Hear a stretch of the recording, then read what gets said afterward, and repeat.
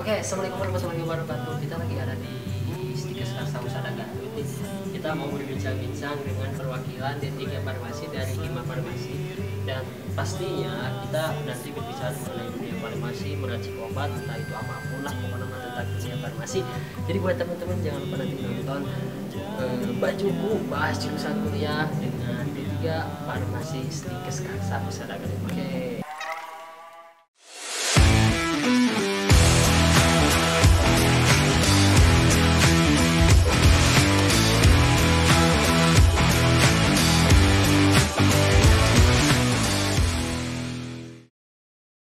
Assalamualaikum warahmatullahi wabarakatuh.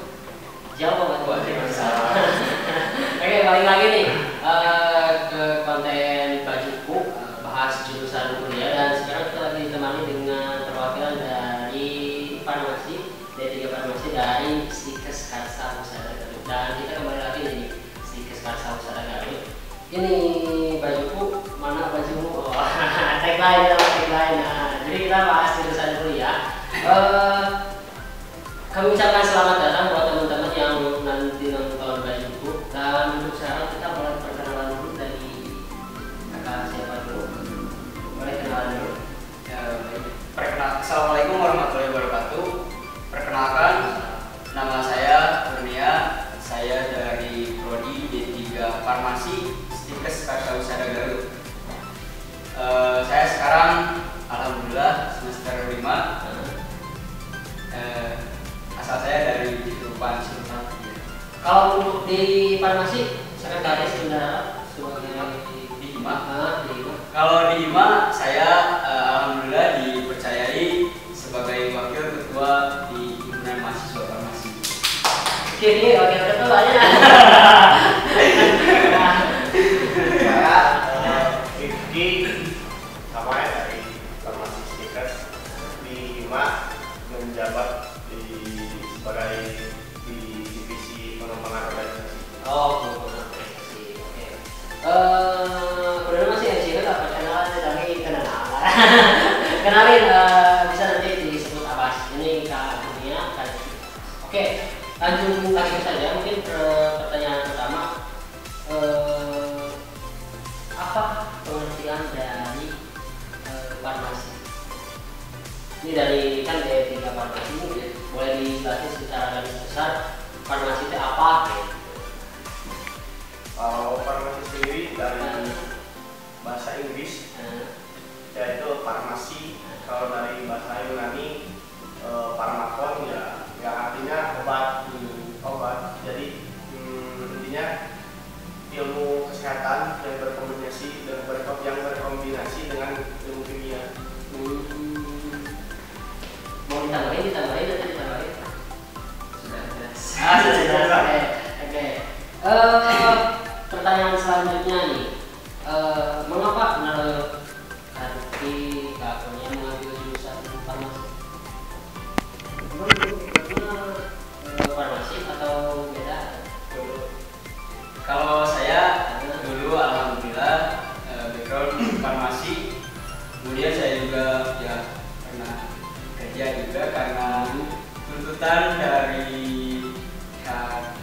tempat kerja, yaitu STR-TTK. Kan kalau SMK dari tahun 2017 itu 2016 sudah mulai tidak mendapat STR-TTK. STR-TTK. Katanya nama kita boleh dijelasin ke sini teman-teman, ada yang nggak ngerti kita boleh jelasin. STR-TTK itu surat tanda registrasi. Jadi bukan mahasiswa, tapi bagi seorang farmasis yang ingin kerja ya harus mempunyai STR-TTK itu atau surat tanda registrasi ya sebagai farmasi lah, tenaga medis farmasi gitu. Itu karena dari tahun itu memang sudah diberhentikan ya entah kenapa lah gitu diberhentikan, dan sekarang minimal D3 dapat STR-TTK. Kalau untuk SMK Farmasi itu tidak mendapat STR-TTK, tapi yang didapatkan hanya SERCOM atau sertifikat kompetisi. Tapi kalau dari segi keluarga, backgroundnya orang kesehatan atau ya, atau beda dari yang lain, ini mah ngambil farmasi kesehatan gitu. Kalau dari segi keluarga ya, alhamdulillah keluarga sekarang yang di bidang kesehatan juga ya banyak gitu. Ada yang di Unjani, alhamdulillah, yang di bidang kedokteran sudah selesai satu dan satu lagi sekarang masih semester 7 akhir lah gitu. Nah, ada juga paman saya yang di sama kuliah di sini di Stikas itu S1 dan ada juga apa ya, bibi saya mungkinnya bibi yang alhamdulillah sudah apoteker juga, dan ada juga satu lagi bibi itu sudah apa ya, jadi seorang perawat gitu. Jadi insya Allah lah gitu, kedepannya kita punya rencana buat rumah sakit sendiri ya. Jadi rumah sakit keluarga. Mudah-mudahan aja terwujud gitu. Dari KBP, berapa ngambil jurusan farmasi? Kalau dibilang ada background sih enggak. Ayo dulu SMP jurusan SMP SMA. Dulu pernah masuk pesantren, masuk SMA pesantren berapa lama? Jurusan IPS sih Pak? Enggak ada jurusan itu. Oh, nggak ada jurusan. Enggak ada jurusan, terus ya keluar dari pesantren, terus masuk ke madrasah aliyah. Jurusan itu ada jurusan IPS. Jurusan IPS. Tapi waktu itu mau kuliah belum tahu tujuan mau kuliah di mana. Intinya waktu itu kepikirannya kuliah yang sebentar, tapi ya kuliah yang sebentar tapi langsung kerja. Pikirannya ke situ terus. Ya, dia cari-cari di daerah yang dekat lah, di jalan dulu. Ternyata ada yang nyaranin, dan juga kan kalau masih basic dari keluarga kebanyakan di dunia pendidikan. Oh, di dunia pendidikan. Ada teman gitu nyaranin ini di sini di Stikas ada banyak jurusan D3 di sini. Ya, alhamdulillah kemarin sebelum masuk ke sini baca-baca ini cari ya pengertian dulu tentang ini. Di farmasi agak serak gitu masuk ke farmasi. Awalnya nggak ada background gitu sih. Siap. Tapi dari segi keluarga ada support dukungan yang mau memilih jurusan nggak apa-apa, silakan aja. Ya. Dari keluarga intinya sih keluarga, kalau kamu mau kami siap mendukung ala gitu. Tidak ada batasan harus ini harus ini kan. Tapi kan biasanya kalau berbicara tentang kesehatan nih, biasa identik dengan wanita. Tapi boleh berkomentar itu gimana? Biar di Hima sendiri kebanyakan pria atau wanita? Di Hima untuk saat ini ya dominan wanita, karena ya tapi ada nggak sebenarnya laki itu nggak wanita.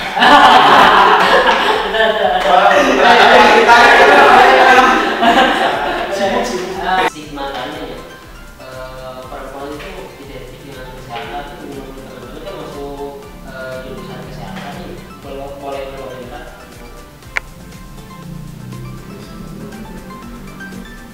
ya emang identik ya, hampir memang perbandingan antara wanita dengan laki-laki di dunia kesehatan cukup jauh gitu, karena kan laki-laki tidak banyak yang suka dengan bersih-bersih gitu. Beda dengan perempuan, maunya bersih-bersih. Kalau laki-laki kan maunya ya seperti main voli ya, otomatis dan lain sebagainya gitu ya, bisa dikatakan seperti itu, tapi tidak sepenuhnya identik, tapi yang jalan itu memang saat ini jelas bukti adanya bahwa kaum laki-laki pun ada di dunia kesehatan, itu menurut saya. Oke, next pertanyaan nih, apa saja sih yang dipelajari di jurusan farmasi dari mata kuliah? Apa saja yang dipelajari? Dari mata kuliah banyak sih. Yang benar-benar identik sama dunia farmasi yang berada di jurusan yang lain. Paling farmaseutika, terus ada kewirausahaan. Bukan kewirausahaan identik dengan ekonomi. Ya, tapi kewirausahaan itu tergantung sih kalau ditempatkan di sini. Jadi menjurus ke farmasi gitu. Tapi ya itu mungkin masih banyak sih. Jadi ya kalau di dunia farmasi itu cukup banyak yang identik dengan farmasi. Ya tadi benar, farmaseutika, terus teknologi farmasi, kimia farmasi analisis, terus farmakologi dan biokimia dan lain sebagainya itu. Nah, kalau yang sangat identik itu farmaseutik sama teknologi farmasi. Karena kan orang-orang lain tidak bisa membuat, misalnya kalau membaca resep, kan yang bisa antara dokter sama orang-orang farmasi gitu. Terus kan meracik pun ya orang-orang farmasi. Terus di teknologi farmasi ya kita yang buat seperti buat kapsul, pil, tablet dan lain sebagainya. Nah, kita lah yang buat, orang-orang farmasi yang buat. Itu yang mungkin yang identik. Tapi di farmasi itu tidak hanya mempelajari semua tentang obat dan lain sebagainya, tapi kita juga mempelajari ya seperti anatomi, fisiologi manusia. Nah, itu yang berhubungan dengan farmakologi, gitu.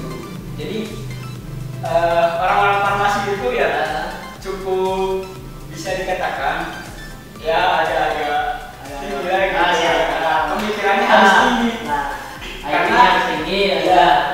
Jadi ya tidak semuanya, tapi ya semuanya juga mempunyai kesempatan gitu ya. Tergantung kita mau belajarnya seperti apa, gitu. Jadi kita pun ya lihat di deretan tingkat kesulitan dalam pembelajaran. Farmasi itu ya merupakan yang bisa dikatakan yang pertama. Jadi farmasi, dokter dan kebawahnya gitu. Karena farmasi yang mempelajari di dunia kesehatan. Iya. Boleh jelasin nih, seperti yang tadi kan mata kuliah farmaseutika. Tapi farmaseutika itu mempelajari tentang apa? Kalau farmaseutika sendiri itu mempelajari tentang cara kita membuat obat. Ya, kita harus tahu bahan-bahannya apa. Terus cara kita ke pasien, beradaptasi ke pasien, cara memberikan obat ke pasien dengan cara yang benar itu seperti apa. Itu ya paling di farmaseutika paling itu cara membuat obat, lalu menyampaikan obat kepada pasien harus bagaimana, kata apa gitu. Kalau ngeracik obat nih, berarti tahu bahan-bahannya. Contoh nih obat pusing, bahan apa aja? Ya, paracetamol yang misalnya itu kan ada takaran-takarannya mungkin ada, ya jelas itu ada sekali ya. Kalau misalnya ya kalau yang udah jadi misalnya di resepnya paracetamol 500 mg ya tablet, misalnya 10 tablet atau 12 tablet. Nah, kita kalau misalnya buat anak-anak itu kan beda lagi. Kalau buat anak-anak itu beda dosis, beda sediaan. Kalau untuk anak-anak kadang diberikan sirup ya, karena kalau anak-anak dikasih tablet jadi ya, di dalam ya obat itu ya banyak sekali, ada zat aktif, zat tambahan, terus ada penghancur, pemisah antara zat aktif dan zat tambahan di dalam tubuh itu ya ada gitu, bahan-bahan banyak di setiap obat itu banyak. Oke, siap. Oke, lanjut. Ini ada pertanyaan selanjutnya. Boleh ceritakan nih tentang mata kuliah kimia sintetis. Mempelajari apa nih kimia sintetis?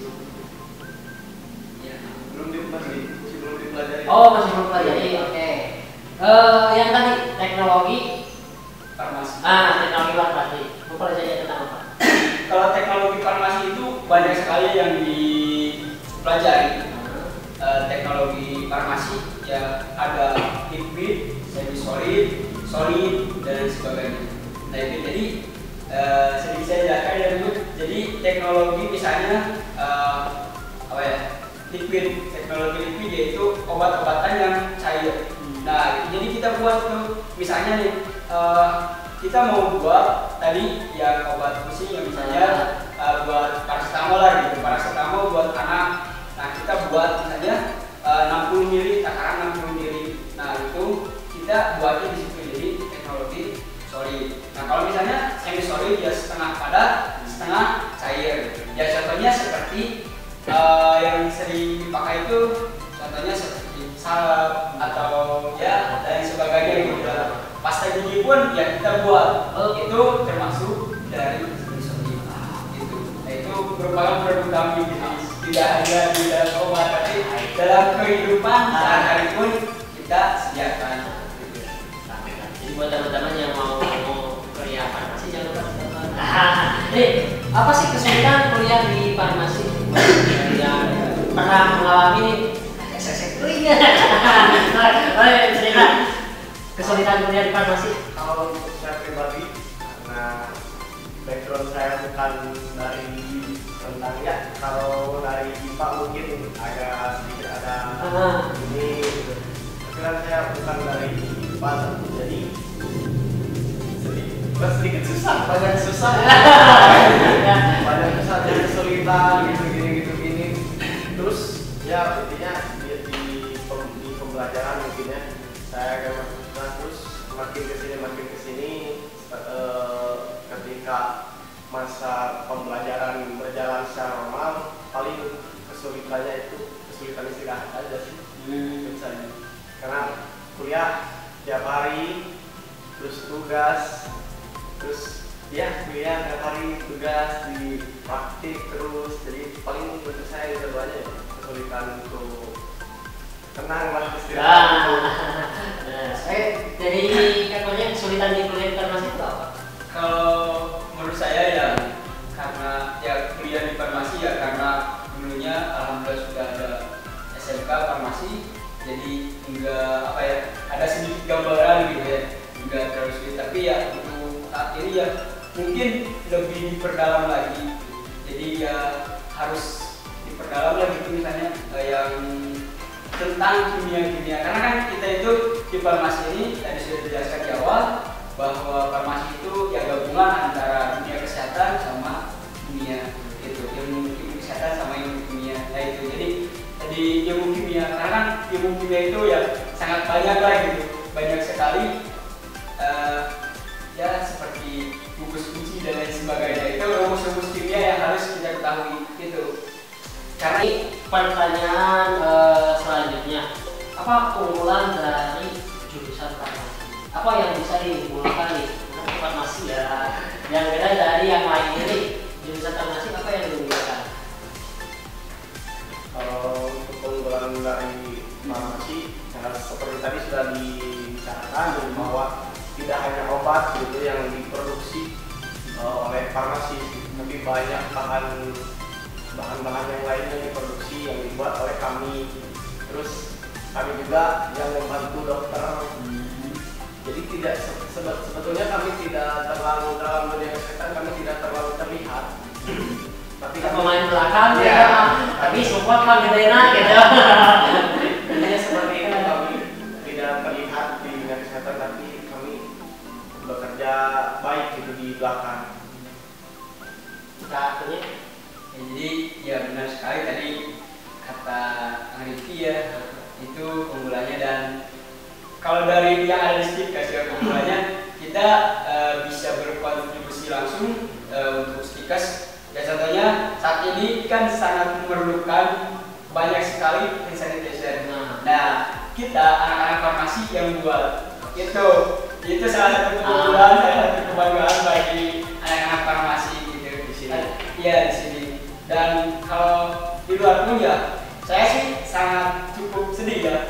Farmasi ini sangat dibutuhkan, tadi sudah dijelaskan, sangat dibutuhkan dunia kesehatan, tapi sakitnya sama pemerintah ini anak-anak farmasi ya, tenaga-tenaga kefarmasian ini dianggap hanya ya teman belakang itu sangat tidak apa ya, tidak tahu kami gitu. Ya tidak tahu kami. Padahal kan misalnya kalau dokter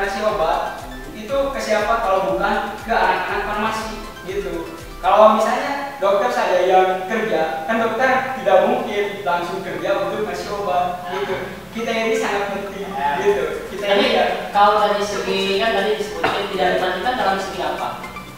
gimana? Tidak diperhatikan oleh pemerintah dari segi apa? Ya mungkin karena kita ini hanya pemain belakang, tidak terlihat secara langsung. Memang kan cara kerja kita di dalam ini. Nah, kita itu ya sangat sedih. Entah bagaimana yang pemerintah itu pandang, padahal kalau misalnya ya sekarang nih obat untuk COVID, siapa kalau bukan anak-anak farmasi yang menemukan? Ya farmasi sama dokter itu yang berkontribusi. Kalau misalnya perawat, ya kalau perawat kan itu merawat. Tapi kalau untuk menemukan obat, siapa kalau bukan anak-anak farmasi? Kita juga belajar di teknologi bahan alam gitu. Tapi untuk tadi hand sanitizer di himpunan Hima buat Nah itu, jadi yang buat pun itu alhamdulillah anak-anak Hima ya, meskipun nggak semua ya karena sedang COVID juga, jadi nggak semua hanya sebagian yang buat. Jadi anak-anak Hima sama dari dosen.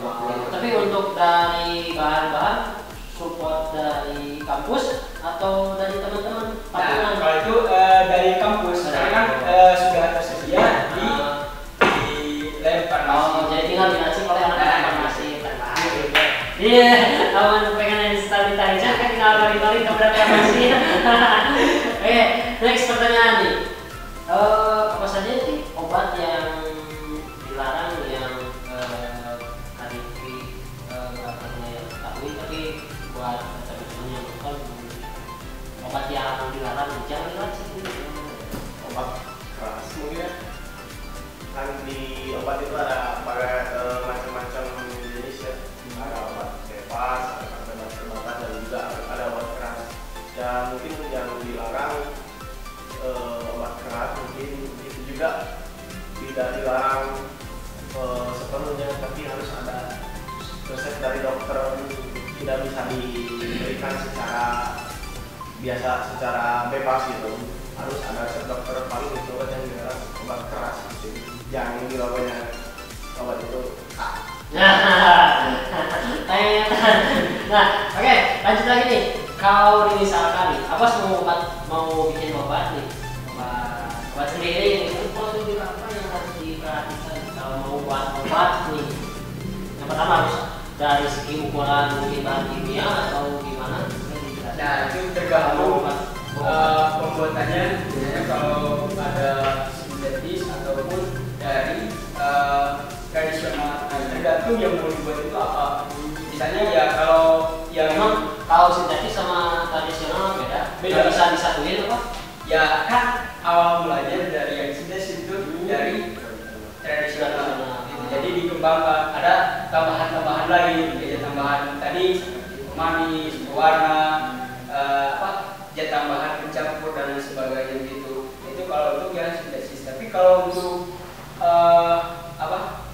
yang tradisional, kita itu ya cukup kita bisa browsing juga, cari-cari tahu, ataupun bahkan orang tua zaman dahulu lebih tahu obat-obatan tradisional itu. Nah kita pun bisa buatnya. Ya misalnya obat-obat jangan jauh-jauh lah, daun jambu bisa kita buat anti diare.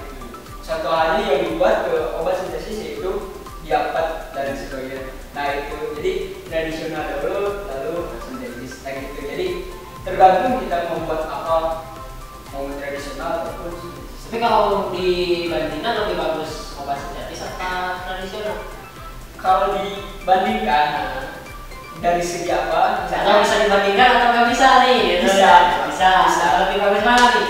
Kalau dari segi kecepatan dari reaksi obat tersebut ya jelas sintesis. Tapi lalu misalnya obat tradisional, nah obat tradisional itu cukup lama.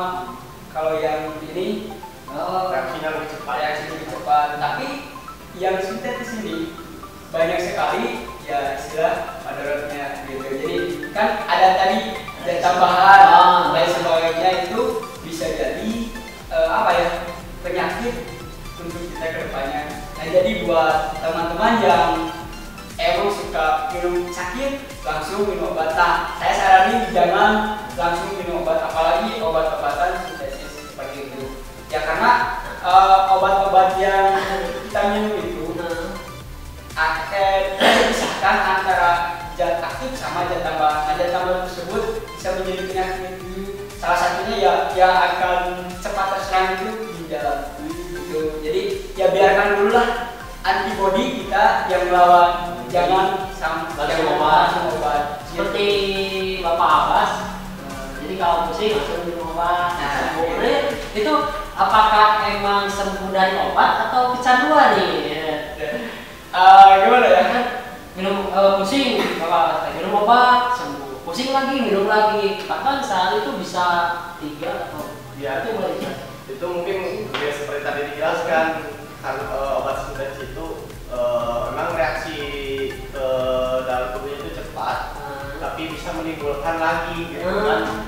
Jadi sepertinya contohnya bapaknya Abbas sakit minum obat, mungkin itu sakit lagi itu karena efek obat itu sendiri, obat sintesis itu bisa oke maksudnya ya.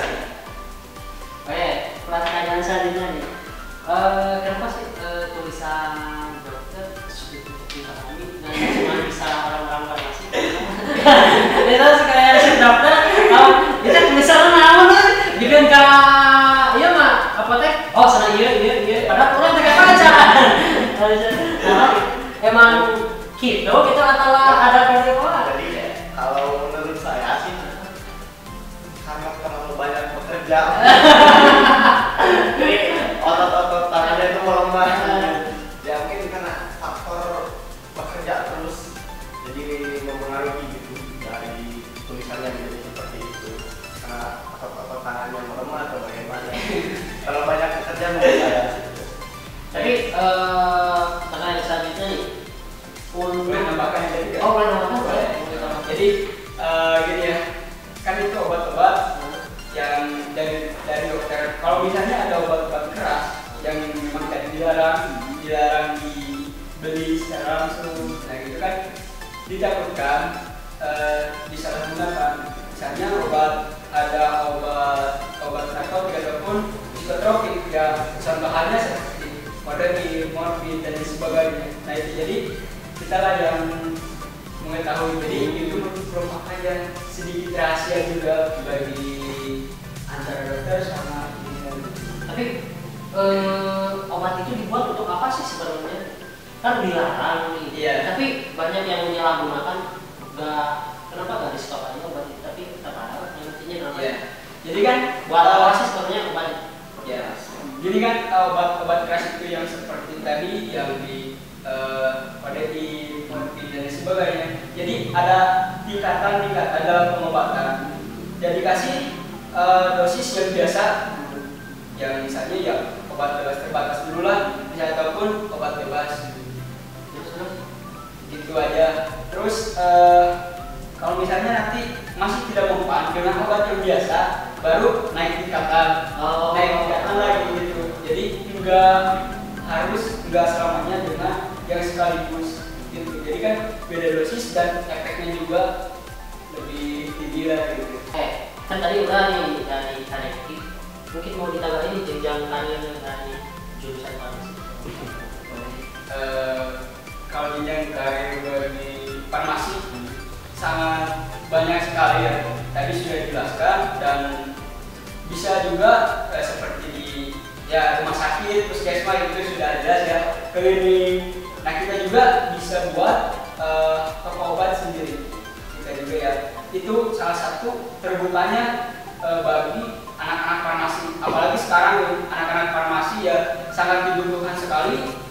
Ya apalagi D3 farmasi, karena tadi saya sudah jelaskan di awal bahwa anak-anak SMP itu sekarang sudah banyak diberhentikan karena tidak memiliki STKTK.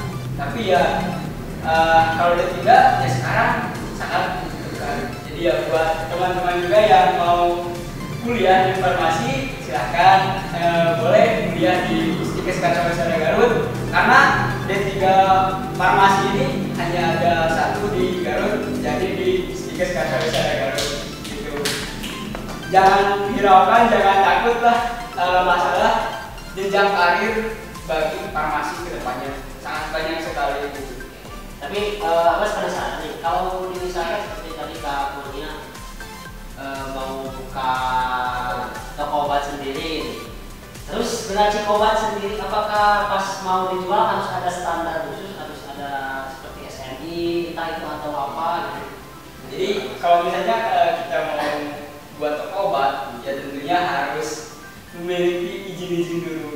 Dan kalau misalnya sudah punya izin, ada surat izin praktek, ya barulah kita bisa buat. Dan kalaupun ada produk yang baru, nah tentunya kita harus izin terlebih dahulu, izin ke pihak PPOM, pihak Dinkes dan sebagainya. Kalau mau buat obat harus ada standar apa? Ya, BPOM sama Dinkes itu harus. Dan ya kedepannya lagi kalau misalnya kita mau buat obat yang lebih besar lagi, ya harus ke pihak pemerintahan yang lebih tinggi gitu. Oke, sekarang berbicara mengenai dunia farmasi. Pandangan teman-teman di dunia farmasi, khususnya di Garut seperti apa? Di Garut ya seperti tadi banyak dibutuhkan ya tenaga farmasi di Garut, tapi memang kurang populer farmasi tersebut. Tapi sudah banyak peminatnya gitu untuk Garut sendiri. Kalau untuk di wilayah Indonesia gitu, farmasi sebenarnya masih kalah saing dengan kedokteran. Tapi farmasi sudah banyak peminatnya. Alhamdulillah. Kalau untuk dari segi orang-orang yang di kampung ini ada siapa? Sama. Karena bisa sama aja ya, di dokter itu ketuaan. Rasanya kenapa rasanya? Karena Islam, tokoh Islam juga. Ya beliau kan Ibnu Sina itu yang pertama tokoh Islam. Toh ternyata yang ada saat ini itu ya karena orang-orang Islamnya kita selaku orang Islam itu sangat bangga, sangat kagum gitu. Awal mulanya ternyata orang-orang Islam. Nah, Ibnu Sina juga yang menggabungkan ilmu-ilmu dari Yunani, Arab dan lain sebagainya. Contohnya seperti yang dari Yunani itu kan di dunia farmasi ada Hippocrates. Hippocrates itu yang dikenal dengan bapak kedokteran. Nah, dengan Ibnu Sina itu digabungkan menjadi satu. Nah, Ibnu Sina pun ya contohnya membuat seperti pil, suppositoria dan lain sebagainya. Nah, itu Ibnu Sina yang mengawali. Nah, itu yang membuat kami kagum. Oke, next pertanyaan nih. Cita-cita dari Kak Diki dan Kak Kurnia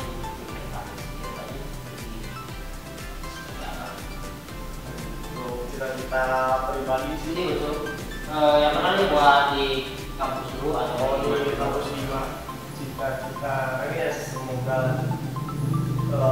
akibat terjadinya pandemi ini untuk sekarang ini, karena ya terhambat karena pandemi ini, banyak program dari kami yang tidak berjalan, yang buntu sekali. Nah, untuk kedepannya mungkin bisa dijalankan oleh generasi selanjutnya, jangan sampai tidak terrealisasikan. Mungkin jadi Kak Kurnia nih untuk dunia farmasi di lebih luas di luar sana harapannya. Harapan kalau untuk di luar sana ya tolonglah pemerintah pandang kami jangan disamakan dengan tukang laundry. Bukan kami menjelekan tukang laundry, tapi ya kita pun cobalah kalau boleh ya silahkan terjun ke dunia farmasi, belajar bagaimana sulitnya di dunia farmasi ini. Ya jangan disamakan dengan itulah pandang kami pun ya dengar juga ya di saat yang di atas kami ya para apoteker yang sudah turun ke depan pemerintahan, tolong pandang kami dan dengarkan apa keluh kesah yang telah disampaikan oleh yang di atas kami ya, para apoteker ya PAPI, Persatuan Ahli Farmasi Indonesia yang sudah menghadap, tolong pandang dan realisasikan, jangan terus menerus seperti ini. Itu mungkin dari saya untuk pembahasan. Ya, kalau untuk berbicara gimana nih? Boleh tahu untuk program itu apa tadi sih? Hima Farmasi ada program kerja di farmasi. Ya. Kalau program kerja di Hima Farmasi cukup banyak ya. Tapi ya karena pandemi sebenarnya enggak semuanya ada bagian yang realisasi dan tidak. Nah, contohnya yang kita sering melaksanakan yaitu PEMAS atau pengabdian masyarakat.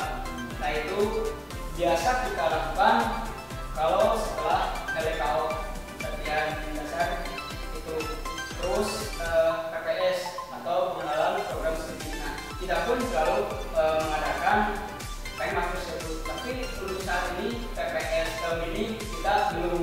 Tapi rencana kita mau berbagi masker di jalan gitu, karena ya orang-orang masih mengabaikan protokol kesehatan di saat pandemi ini. Terus kita pun rencana mau membuat herbarium tumbuhan-tumbuhan yang langka, yang bisa dibilang aneh lah, langka banget gitu.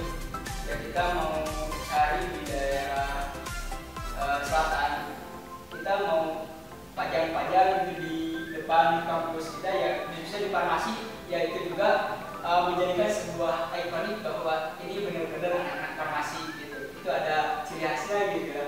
Nah, itu proker kami. Terus kami pun mau yang tadi berbagi buku ya, rencana berbagi buku itu. Tapi ya untuk saat ini mungkin sebentar lagi karena kita turun ya, dan saya digantikan. Semoga aja ya buat yang kedepan yang di bawah sekarang baru masuk 5 bisa melanjutkannya gitu. Dan untuk 5 masih banyak proper gitu. Oke, atas semangat semoga dari selesai dan Amin. program dari 5 dapat terlaksana. Terakhir nih, ajakan buat teman-teman yang nonton nanti ada mungkin atau ada yang mau kuliah, boleh ajakan masuk ke dunia farmasi. Untuk yang nonton atau siapa saja, jangan ragu ya, masih farmasi, pahami dulu farmasi itu tidak seperti yang dikatakan orang lain, tidak semuanya seperti yang dikatakan orang lain, tapi harus terjun dulu, karena kebanyakan orang mengatakan bahwa farmasi itu jenuh katanya, terus belajar, terus praktik, terus belajar, terus tidak ada tidak ada kesenangan di bagian kesenangan. Tapi artinya sih kami enjoy aja gitu, kuliah enjoy. Terus ya seperti tadi sudah dijelaskan, jenjang karir kita cukup luas sekali gitu, tidak hanya di masa pembelajaran kita ya nggak terlalu fokus terpaku belajar gitu, juga di enjoynya ada gitu, senang sih kami juga. Terus Dari Kak, boleh kan sedikit ya, mungkin ajakannya ya buat teman-teman yang adik-adik ya, yang sekarang nih masih bingung harus ya, ataupun nantinya bingung harus kuliah mau kemana ya, karena ya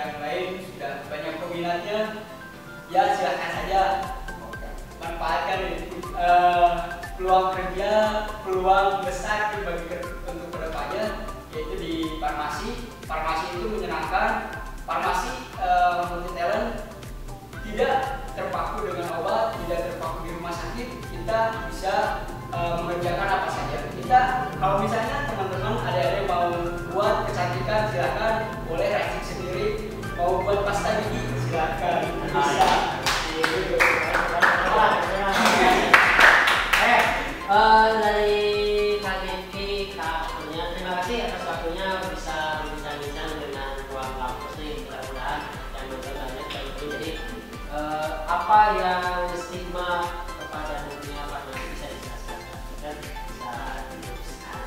Jadi terima kasih salam-salamnya buat teman-teman di dunia farmasi. Terima kasih atas waktunya. Abbas pamit. KGP Kak-nya juga pamit.